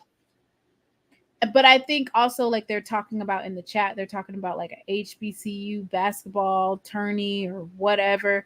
So for Coach Tomekia, she highlighted that she doesn't play just to win the SWAC. Come on now. She doesn't play just, to play other HBCUs. She plays for the top 25 AP poll. She plays to win the NCAA tournament. Like her sights are higher than just a conference competition. Now, if you wanted to do, and then it's going to be hard for her to also agree to do like a preseason game with, like, say, a Norfolk State. And the reason being is because Coach Reed is scheduling her out of conference schedule so that she can get those net rankings lower and lower and lower, right? So she's going to schedule the Mississippi States, the Texas, North Carolina. She's going to be scheduling those types of games, but she's scheduling them to win. So she's not going to schedule South Carolina, which I don't think anybody should from any HBCU. Oh no, they're beating folks by 40. That's on the Power 5 level, or upper status for the PWI. So I don't remember they beat Valley 101-19. That's not increasing awareness or building a platform for anybody. Please do not schedule. Don't schedule us for those types of games because they don't look good for HBCUs. I kind of understood where Coach Staley was coming from when she said that the bigger programs wouldn't schedule. But if you want to do something like that where you schedule Valley, come to the Mississippi Coliseum. Don't do it at South Carolina. Do it at Mississippi Coliseum for Valley, where they can have a sold out crowd. Okay, so now you hear what I'm saying. I like that idea if you want to do that. Because at least when you whooping them by 70 plus points, at least they're going to take home a bag, right? Don't do it on your turf, because then it kind of comes off as you're just beating up on the little guy. You know what, Tamara, something you said the other, I forget how long, when we was having this conversation, it was something that I thought about, and I agree with you. The only thing, like Don Staley, and I respect Don Staley, I think she's a great coach. I hope every SEC team lose every time they play, but they are just giving lip service. She might mean what she said, but one thing you said, that if they really cared the way they say they care, you're right. They could come to Valley. They could play that in the Mississippi Coliseum for Valley. These schools they're talking. Geno. Yeah. Now see, it's going to be difficult. Mississippi Coliseum. It's going to be difficult to get them to come to Jackson State. And the it's going to be difficult because they see Jackson State have a good program and might upset them there. But even though it might be difficult, don't give that lip service in. Keep it to yourself, because I don't want your sympathy. You understand? I don't want you. We already know what we up against. We don't need you to tell us what we're up against. We already know this. I don't get excited when they get there and say things, but I just wanted to let you know I did agree with what you said, and I thought about it, like, she is right. That is just lip service, even though Coach Joe did go to UAPB, but she did it because she's an alum, right? So now I want to see if Coach Mo, who played at Alabama, stop going to Alabama. Get Alabama to come to Jackson State and play. Get them to come to Jackson State and play. Don't always have to go to them. Be respectful. Stand on what you say. So, Coach Yo, come to the Mississippi Coliseum. I think that's a great schedule. That game at the Mississippi Coliseum in Jackson. LSU, I think LSU did go to Maryland Eastern Shore this year. Bobby, do you think LSU will come to the Mississippi Coliseum? What you want to? What you guys? That LSU Mississippi Coliseum.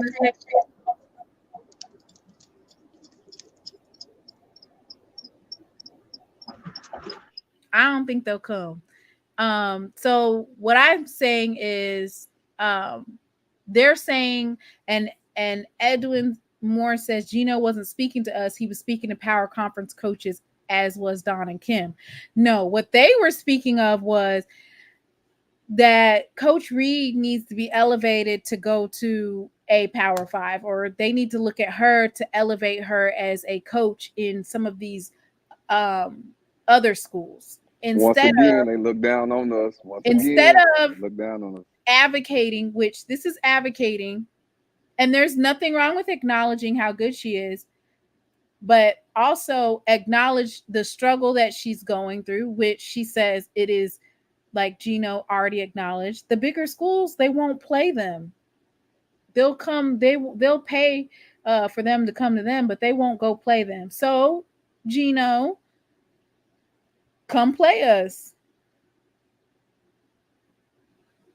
Kim Mulkey, come play us in Mississippi at the Coliseum. Be be the change that you claim, that you know what the struggle is, you know what it is, but then you're not taking that step. And I think that Coach Reed said that the Texas coach is, she knows the Texas coach. They have like a relationship. So they schedule back and forth for Texas to either come to Jackson or for her to go to Texas. Now, I believe Vic Schaefer would do it. For some reason, I do believe Vic Schaefer would. I do believe Vic Schaefer would come. But the crazy thing is, for me, it's like the more things change, the more they stay. Yeah, Texas. Yeah, Texas. Yeah, she already said she has a personal relationship. She knows him on a level that he'll come and support. Yeah, that's the guy that coached Mississippi State when they was real good. But the more things change, the more they stay the same. I'm going to tell you what's going to happen. Not only are they not going to come here, they're going to stop. If we keep beating them, it's going to be hard to schedule them at all. You're going to have to go. You're going to have to be out west, playing schools way out west, because the team down south ain't going to want to play you because you're recruiting the same people. I just remember how they did back in the day with men's basketball. When we still used to go, when we still used to come to HBCUs, like those players at Mississippi State and Ole Miss now, they would have been at Jackson State, Alcorn, and then scattered out through other places in the SWAC, right? Mostly at Alcorn or Jackson State, but not no more. See, in those teams wouldn't play us back then because we could beat them. They stopped playing because Alcorn did beat them. They started playing again when they saw the SWAC could. We were down, so they saw what the SWAC was down to getting the third, fourth best player. Then all of a sudden, you find Arkansas and Georgetown, Nolan Richardson and John Thompson, playing them, talking about they're doing them to help them get recruits. And I always thought that was a bunch of BS. They're doing it to get a win, because you're not helping me get a recruit, beating me, having me come to your house, and you press me the whole game, and you see the talent we have, and you beating me by 50 points. That's not helping me get any recruits, in all honesty. That's keeping people away from me. So I always question when they said that. But right now, we need to beat them while we can. UAPB beat Arkansas, and that's what we need to do, because I do believe they'll eventually be off our schedule. The more that's just my take.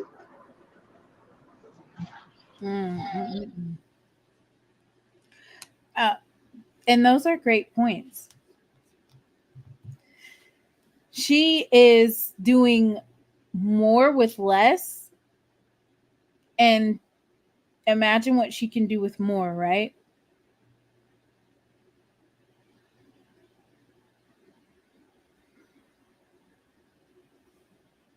I don't know who that is in the chat, but he probably needs to be blocked.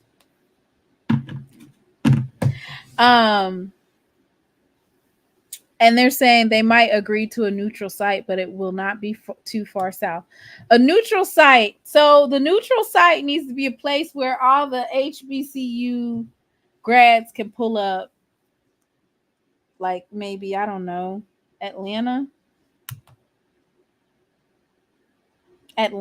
maybe. I don't know. I just feel like we shouldn't have to be against their fan base in their home and against all odds. Like, level the playing field a little bit, right? Level it out a little bit.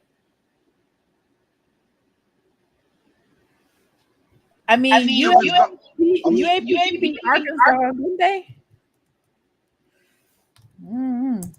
I think you're right, Brother Bakari. I think they're gonna stop scheduling, and it ain't just Jackson State either. It's not just Jackson State. Arkansas Pine Bluff beat Arkansas, so you already know that, and they beat SMU too.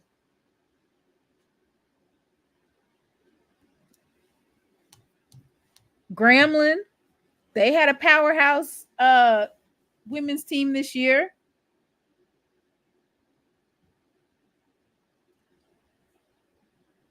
So we're going to see how the scheduling goes this year. The Pac-12 challenge is over.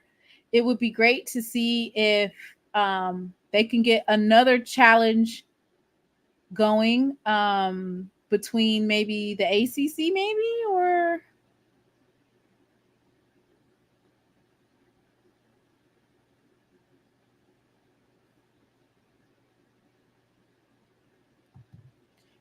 I don't think you understand that when Jackson State wins non-conference games, that means bigger schools don't want to schedule them. You don't have a better chance to negotiate when you're beating schools that they don't think you should be beating. So this is null and void. Brother Bakari, you have anything else you want to say? No, I have nothing else I want to say. I was about to get off. I was going to thank you for letting me speak on your panel. I got to make some moves. But they're saying Mario's basically Gonzaga is an example of a smaller school that was able to win out of conference and then had better chance of negotiating bigger schools to come to them. But what Mario fails to realize is that HBCUs are not the same. Gonzaga also, their coach, Mark Few, their men's basketball coach, is also an example of someone who turned down a lot of money for less. He wasn't making $1 million when they first started winning, but he had schools offer him $3 to $5 million. But he said he was happy where he was. Gonzaga figured out a way to come up. He might probably make more than $1 million now, but he turned down $5 million to stay at Gonzaga for $1 million. So, shit, if they can figure out, we can figure out what to do for our coach and have her stay so she can be on that pedestal and Jackson State can be on that pedestal. When there's one thing I want to look, I don't want to do no neutral site game with them when it's time for them to come to us. Why is it when we talk about them coming to our house to play, it's got to be a neutral site? If it's going to be a neutral site, let it be a neutral site all the time. We shouldn't have to go to none of them. Oh, I thought somebody was talking about somebody playing on a neutral site. I can't see the chat because I'm driving. I thought I heard you say a neutral site. So no, I thought you were talking about Power 5, talking about playing at a neutral site. Because I can't see the chat. I'm driving. Oh, okay.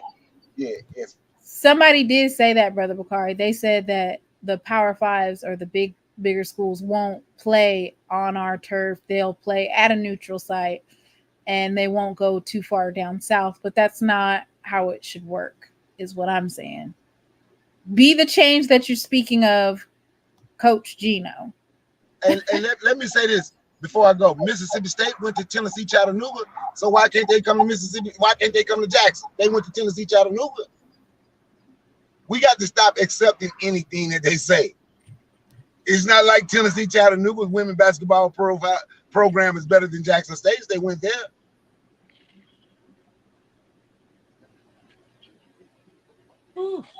What's going on, everybody? Hey, Doc. Go ahead and get in your last words, because this was supposed to be a short. I didn't even know you was on. Shoot. It was an emergency. I went to go see Ghostbusters, and I was I went with Braxton. He wanted to go see Ghostbusters, and I saw an article come out talking about Coach Reed is going to free agency. I was like, hold up, wait a minute.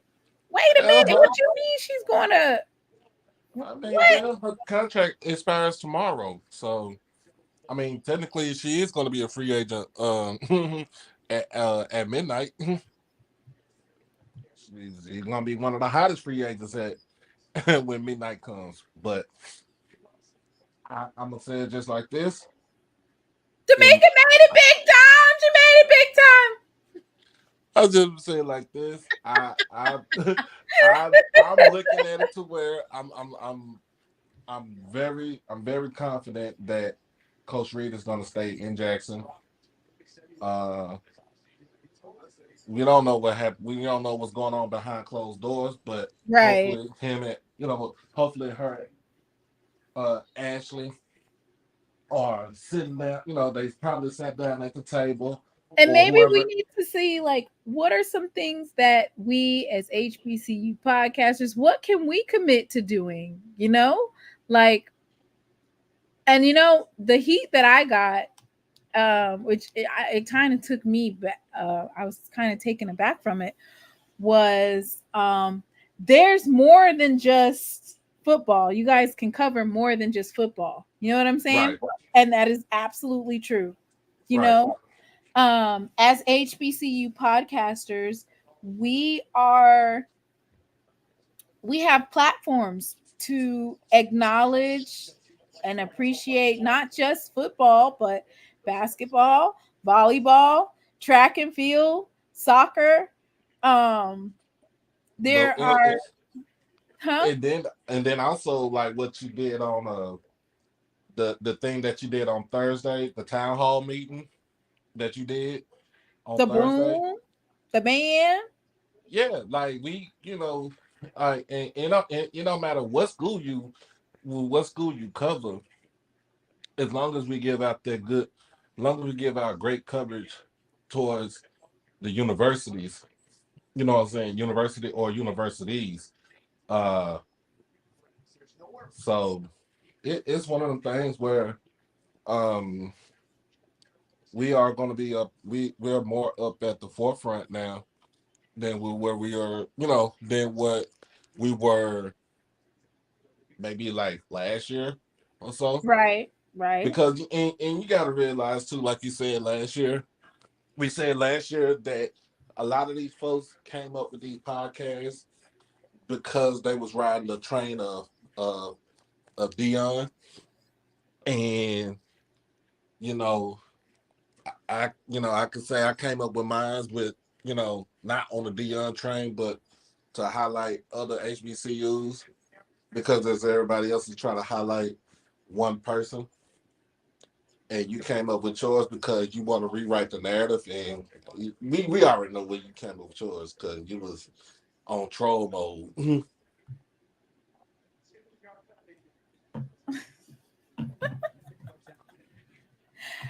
But so that's just one of those things where you could say, I'm committing to following and updating and talking more about women's basketball or Jackson State. Because for me, I'm not gonna lie to you, I do like my little slides and stuff. So it's a dedication. It's a different level of dedication. So Right. dedicating more coverage, more. I haven't done any interviews yet. I said I wanted to have a Gail King type of interview before I just started interviewing coaches over StreamYard. But I guess utilizing our platforms to kind of show appreciation and promote our schools is great, right? Right. And it's also, and you also gotta have that platform too. You also have that platform too when we know that our institutions ain't doing what they supposed to be doing. You gotta call them out. I don't got nothing to do with that.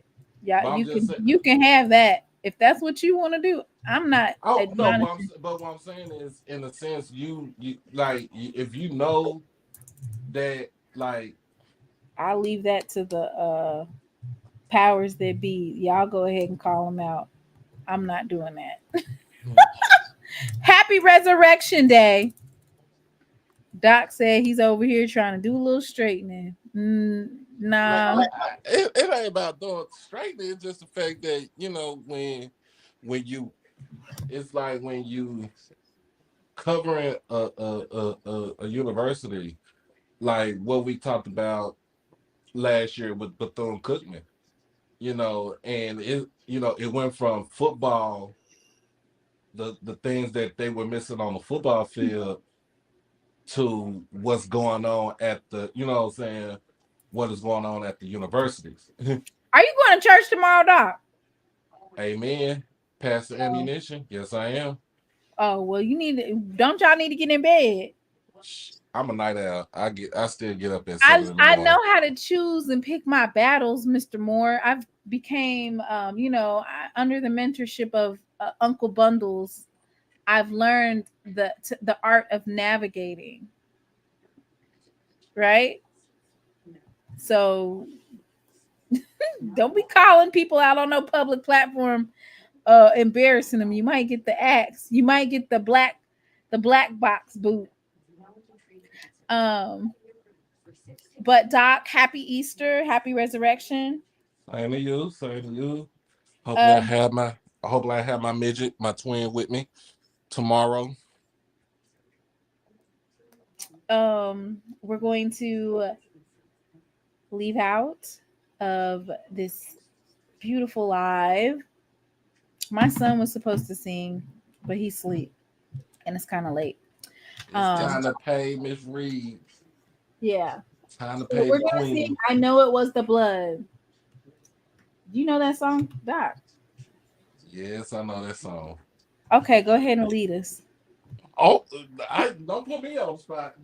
Come on, read us. Come on. I sound like cats and trash cans. I know it was the blood.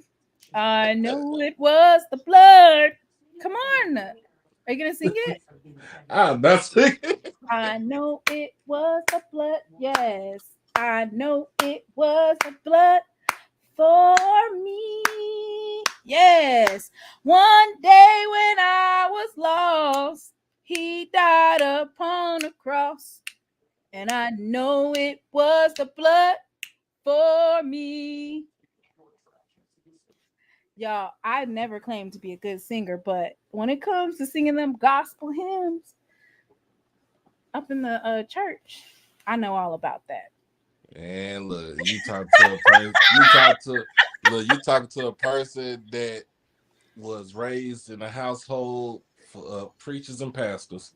All right, so you should have sang it with me, but I'm gonna let you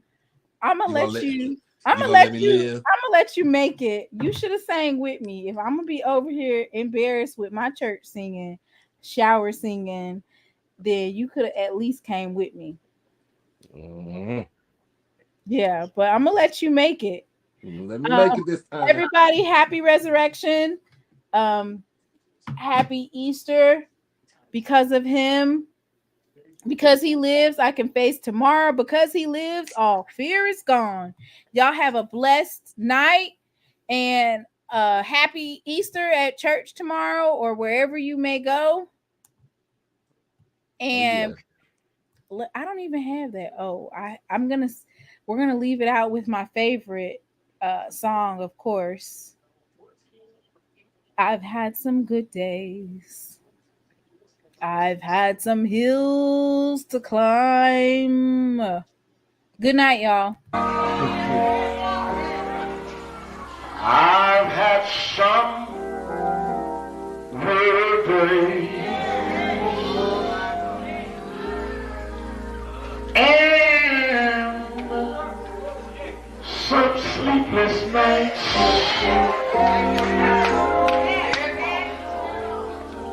But when I look around, and I think things over, all of my good days outweigh my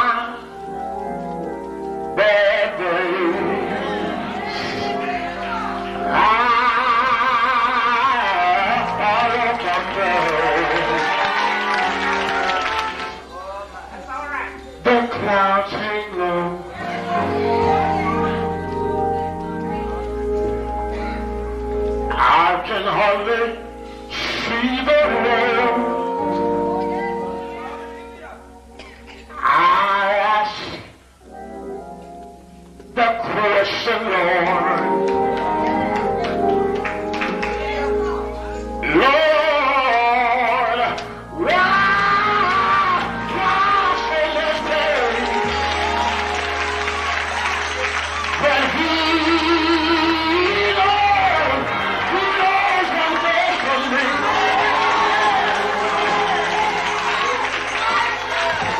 Although my weary eyes, they can't see. So I'll just say, thank you, Lord.